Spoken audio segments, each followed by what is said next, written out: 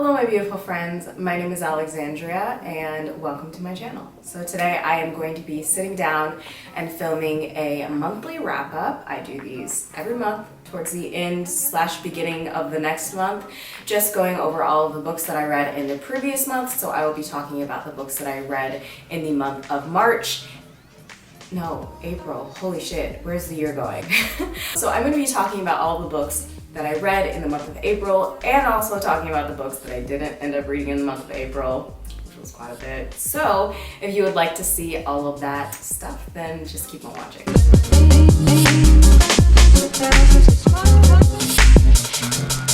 So last month was my first month using Jesse's TBR cards. If you don't know Jesse from Bow Ties and Books, I used their TBR cards last month, and unfortunately,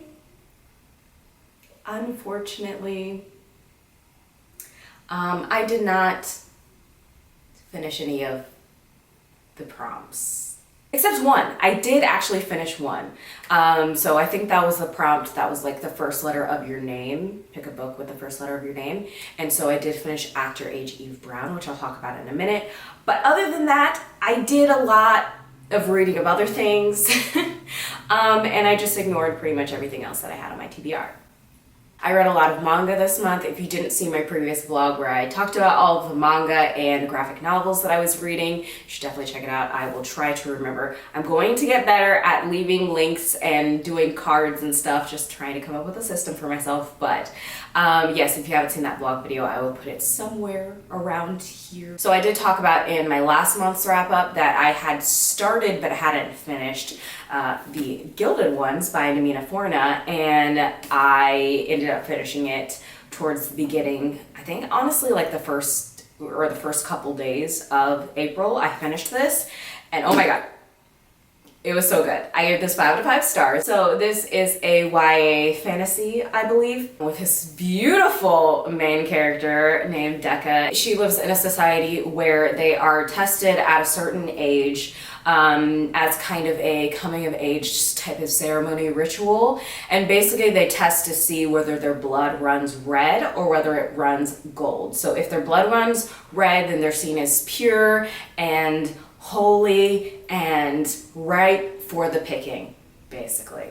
Ew. Basically that means that they are eligible to be a human being and not completely cast out of society. What do we think happens in this book? Her blood runs gold, and everything that is in the description of this book basically happens within the first chapter, if not the first couple chapters, and then everything else is just the aftermath of that experience. And wow. I don't know if it's just been a really long time since I've read YA fiction to where it's just changed, or if it's just gotten more brutal than I remember, because I used to read a lot of YA fantasy and science fiction and stuff, and I don't remember it being as graphic and raw as this book described all of the traumatic events that happened to this character. There's so many triggering, trauma-inducing things that happen. And while I think that it is absolutely incredible that this author is able to tell this story and be able to fully encompass the experience of trauma, of experience physical, emotional, mental trauma, and being triggered throughout your entire journey from that point of having that experience, she really was able to encompass that feeling.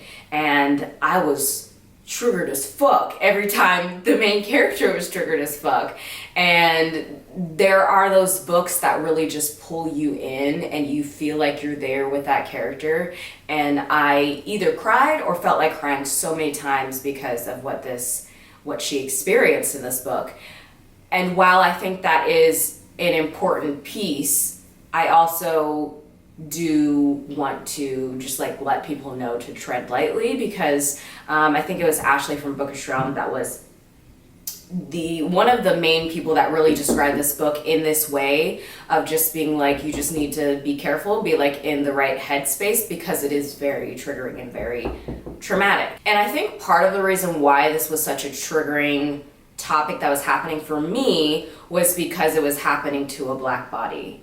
And we know all of the things that, you know, have happened throughout the existence of, you know, humanity, specifically to Black and brown bodies. And so I think that was why it just hit a little bit different for me. Maybe if you are not a person of color, then maybe you wouldn't feel exactly the same way. But yeah, it was real, it was raw, it kind of hurt a little bit. The feeling that I felt was a little bit reminiscent of somewhat of what I felt when I read Kindred, not even close, but like along the same vein. But I think that this story is one that is super, super valuable, especially in YA fantasy, in this genre. I've only recently been reading stories like this with people of color as main characters, and so it's something that's really important to me to be able to see that representation and know that it exists. And I know that it is going to be important to, you know, the younger generation coming up to be able to see that representation in these environments and in these experiences. I'm so excited for the rest of the series. I'm so excited to see what the rest of the covers look like, because I know they're going to be fucking beautiful. I'm definitely going to buy them, probably right when they come out. I'm excited to see where the next book goes, because this book was definitely, it wasn't like the best fantasy that I've ever read. I rate books off of how I experience them and how they make me feel. And so this one gave me all the feels, and my experience reading it was amazing. And so that's why I give it 5 out of 5 stars. As far as like the writing in general, as far as like whether there was some level of predictability, I kind of come to expect that when it comes to YA novels, because, you know, I have read so many over the course of my life, so I kind of am learning the formula of the way that things are most likely going to go. It's kind of difficult to surprise me. It's really only like adult fantasy novels that are able to surprise me at this point. But that being said, I really did enjoy the whole journey and the whole experience of everything that happened. And holy shit, a lot of shit happened.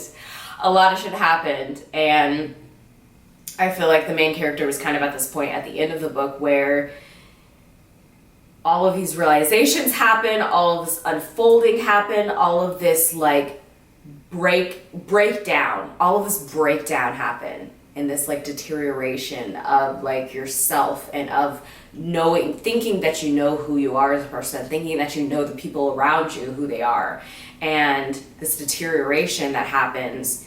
And I feel like she's kind of on the road to like leaning into the breakthrough, and she definitely leaned into that towards the end of this book. I kind of wish I had this on my tablet, because I would have like underlined or highlighted so many parts of it. I'm definitely gonna have to reread it again. Another aspect that I did really enjoy of it was the kind of like found family sisterhood aspect.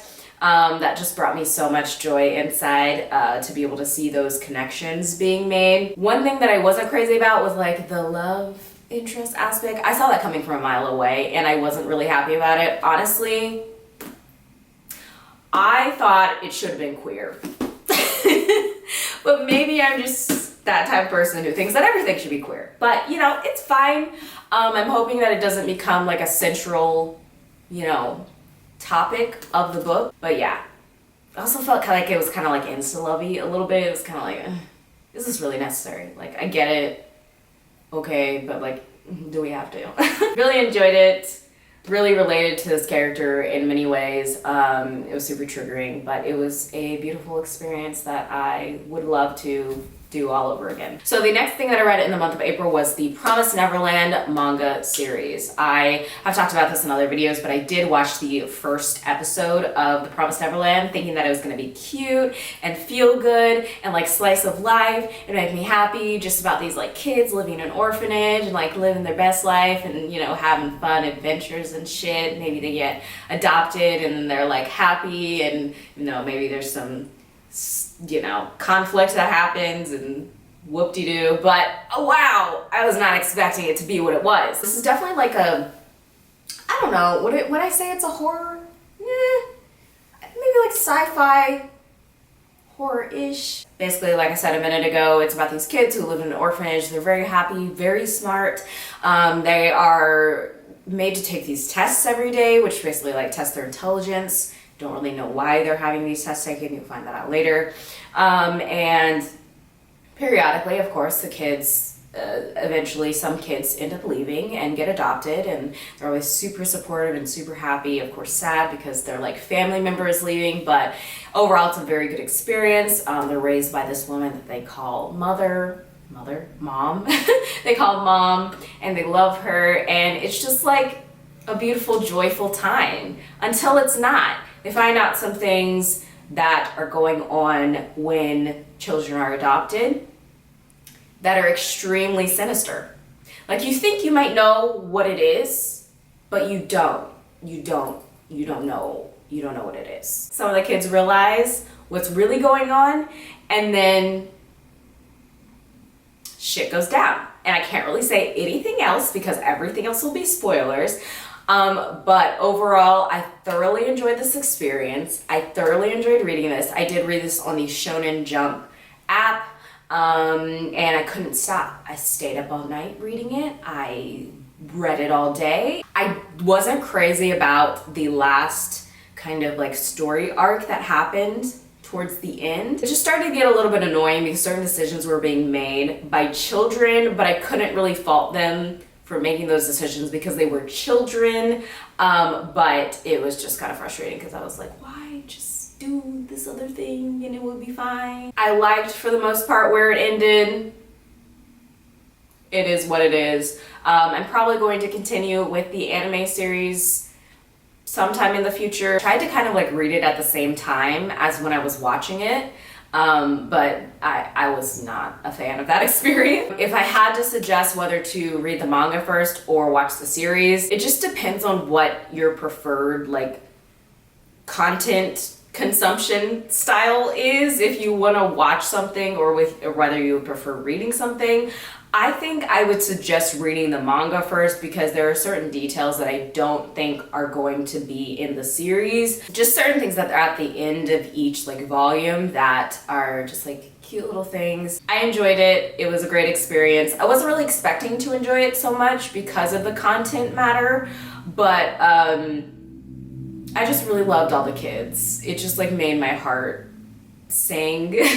There were a lot of things that were absolutely devastating that happened that I was not expecting, that just like punched me in the face. Also, I forgot to say this at the beginning of the video. I did end up hitting my Goodreads goal, which was 55 books for 2021, which I kind of wasn't surprised about. I hit it because I put in every single volume from The Promised Neverland.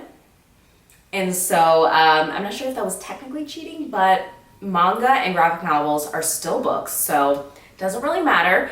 But I did end up moving my Goodreads goal up to 111 books, which I think I can still hit that. All right, so the next thing that I actually read a couple of the Avatar: The Last Airbender graphic novels.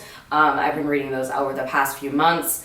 I read the last two of Smoke and Shadow, and then I read the first two of North and South. I liked Smoke and Shadow, that like trio of graphic novels, more than I liked North and South. I haven't even finished North and South because I just wasn't really interested in what was going on. And then after those, there's like 3 more left, and then that's it, I think. But we are getting more Avatar content, hopefully coming out very soon. Fingers crossed it's not complete trash because I'm still traumatized by the live action movie. We're not gonna talk about that ever. Another book that I read was, I just completely went past it because it was basically irrelevant. It was super random. I just decided to read The Lost Sisters, which was a novella by Holly Black, along with the Folk of Air series. It was trash. I don't even remember what I rated this because it was trash. It was basically following Jude's sister Taryn, and I didn't fucking like her in the series itself, and so I didn't realize that it was gonna be about her in that, and I just wasted my time. It was like 50 pages or something, so it wasn't like that much time that I wasted. It just made me not like her more. So I'm like, where are the redeeming qualities? Where are the things that are gonna make me like feel for this character? There is none. The next thing that I read was Evil Eye by Madhuri Shikar, and this was wild. It was wild. So I listened to this on audiobook. on Audible. It was included, and it was about an hour and a half long.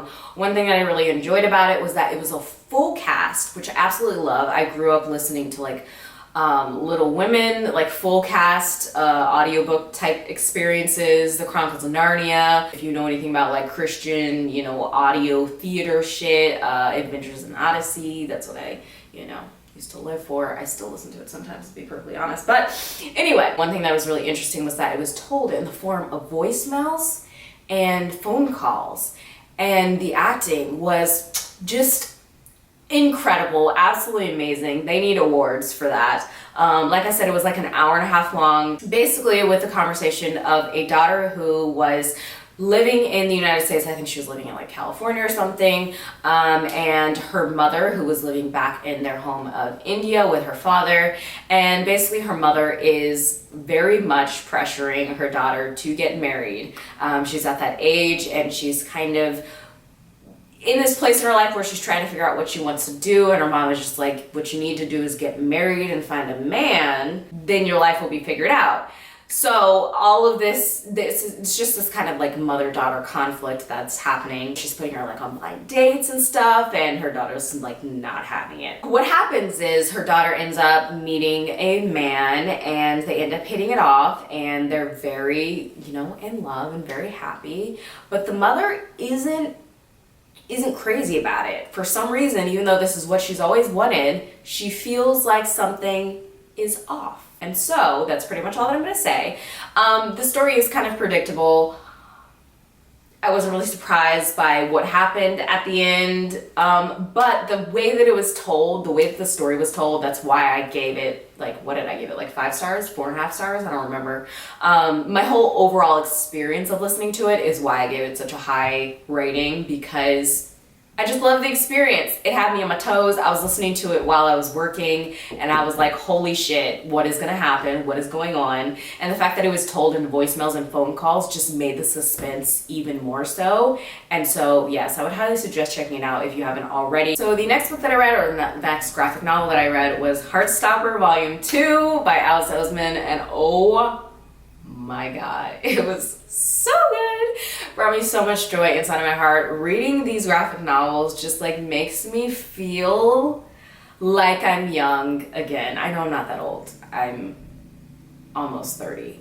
But we're not gonna talk about that. Oh my god, it just brings me so much joy. It makes me feel like I'm like having a crush, and like all the drama and stuff that happens when you like someone but you don't know if they like you, and you're like, what do? I don't know. I just absolutely love this graphic novel series. I'm so excited to read the rest of them. I ordered the 3rd one at my library, and then I know the 4th one is coming out, I think in December or so, and I just need to have all of them in my house immediately so I can just look at the pictures and just like cry, because Nick and Charlie just make me so happy inside. The next 2 things that I read were the Orange collection volumes. I think they're called like omnibuses or something like that. So basically it's like all of a manga just in like one thick collection. I had watched this anime years ago and really enjoyed it, and so I wanted to revisit the anime, but I was like, hey, why don't I just read the manga first? So basically she gets a letter from herself in the future telling her to avoid and do certain things so that she can keep from her friend from getting hurt, dying. And so that's basically what the entire story is about the entire time. It's about their little friend group, which I absolutely love. I definitely got emotional at certain times because I have experienced mental health issues throughout my life, and especially as a teenager. I just know how challenging that is. And I feel like the gravity of the overall situation just made the stakes so high, obviously. Yeah, I loved the story. I loved the overall experience of it. What I can say that I didn't really enjoy about it, or that I think is something to just be mindful and aware of, and this is something that I think is a good conversation starter, and just something that can be like a jumping point of us to be like thinking about more, is just like the fact that these characters, specifically the main character, just like put a lot of pressure on herself to guide this friend away from hurting himself. And she had so much pressure to do that because she didn't want things to turn out the way that they did in the future. But the reality is that most of the time we don't have control over situations like that. I mean, all of the time. The only person that has control over is the person themselves. And so it kind of felt similar, along the same vein of like 13 Reasons Why a little bit. Clay kind of felt like he felt super responsible for her making that decision, and so did a lot of other people. And I think that it is important to see how everybody else does play a role in a person feeling a certain way. And yes, being nice to a person, making sure that you are showing up in a way that, you know, they can feel joy and feel happy, and being mindful of those things is important, but also not ignoring the ways that you feel and invalidating the fact that you go through things and you have different emotions and certain processes that you need to go throughout your life, and not invalidating your own experience because this other person may be having an experience that's more challenging than you. Just because their experience looks a certain way doesn't mean that it's more valid than yours is. And so I think that that's an important conversation to have, and I think that it's really good that I read this now and not in the past. I don't really remember how I felt about it when I watched the anime originally. I would have needed someone to have this conversation with me. We can't control everything, you know, at all. And we especially can't control the decisions that someone else is going to make.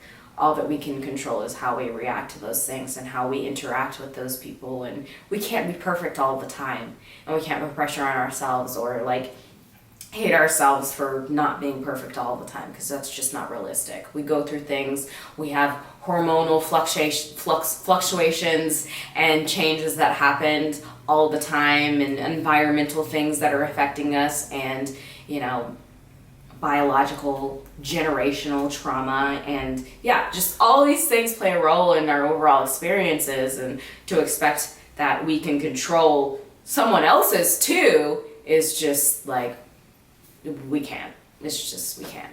And so, yeah, I definitely did find this valuable. I think that it's a good conversation starter.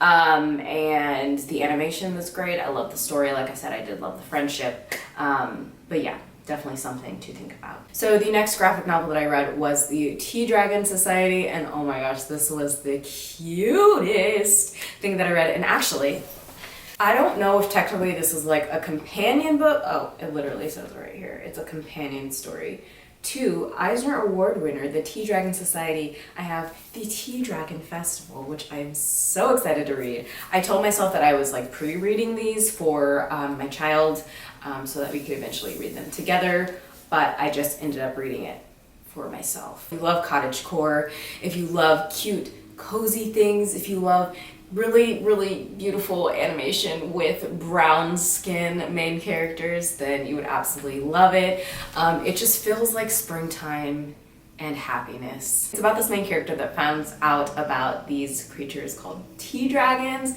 Basically, they grow these like, what are they, like leaves or feathers or something, and you can make tea from the dragon. So you are having tea with a dragon from the leaves that came from the dragon. I'm not sure how much better you can get. It just feels so sweet and warm and comforting for me, and I absolutely enjoyed every second of reading this graphic novel. Next one that I read was Mooncakes by Suzanne Walker. So Mooncakes is basically following two characters. One is a witch and one is a werewolf, and basically it's about them kind of rekindling their friendship / relationship and some conflict that they have to deal with together. That's pretty much all that I can say, but it is so cute. Another really cute and cozy story. I love that the werewolf is non-binary because the representation just brings me so much joy inside of my little non-binary heart. Something that I really enjoy is like werewolf and blank stories, or like werewolf and witch stories. I'm not really crazy about the whole like witch and vampire thing, anything involving vampires really. If you can tell me a vampire series book that you think I would like, comment down below, because I have not found one.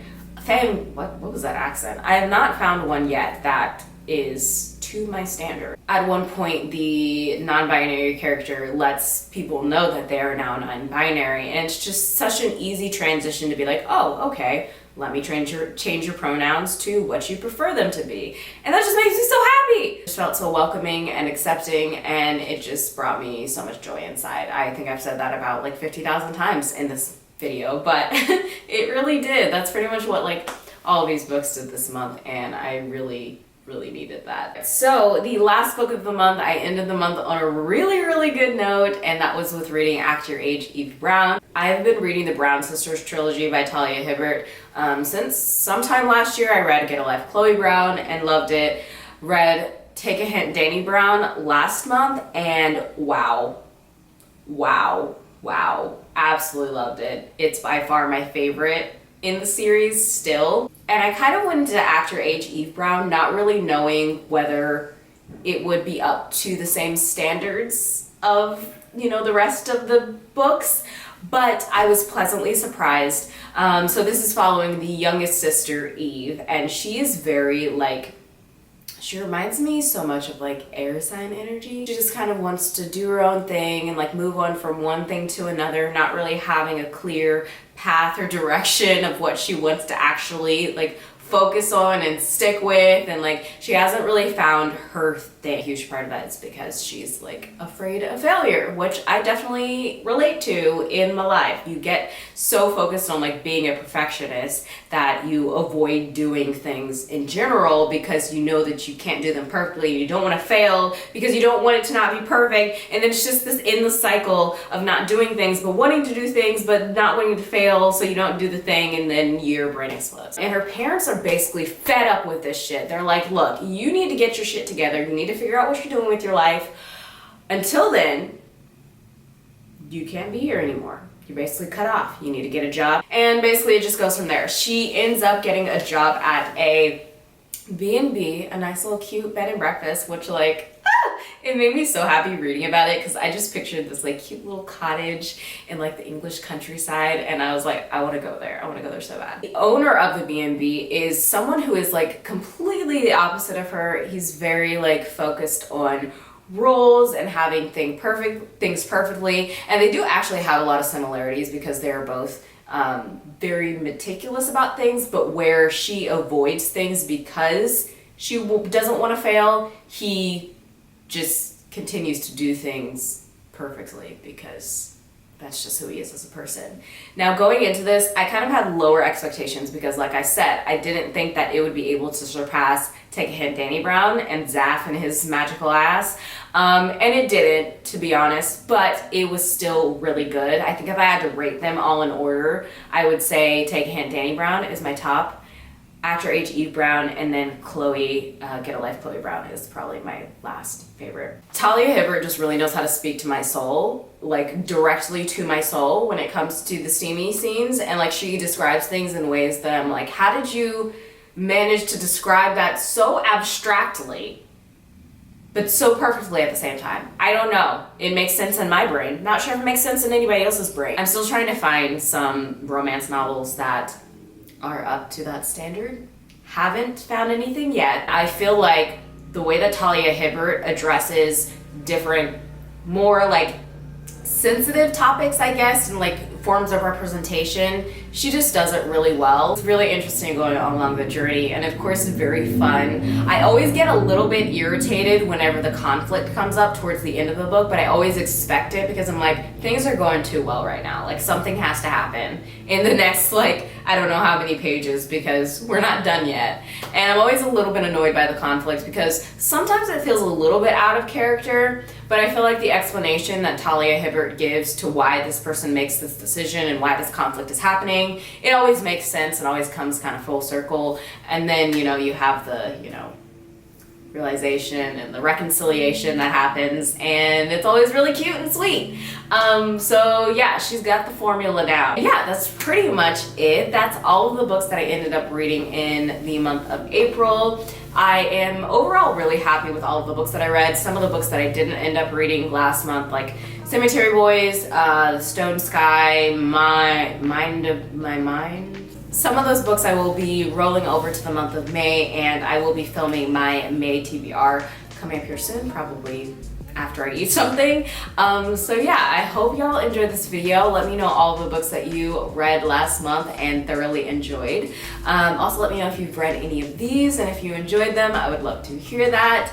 And yeah, there's definitely gonna be a lot more manga and graphic novel reading coming up here soon because I am obsessed, and it's a really nice little breather, relieving breath of fresh air in between like some of the heavier or like fantasy books that I like to read throughout the month.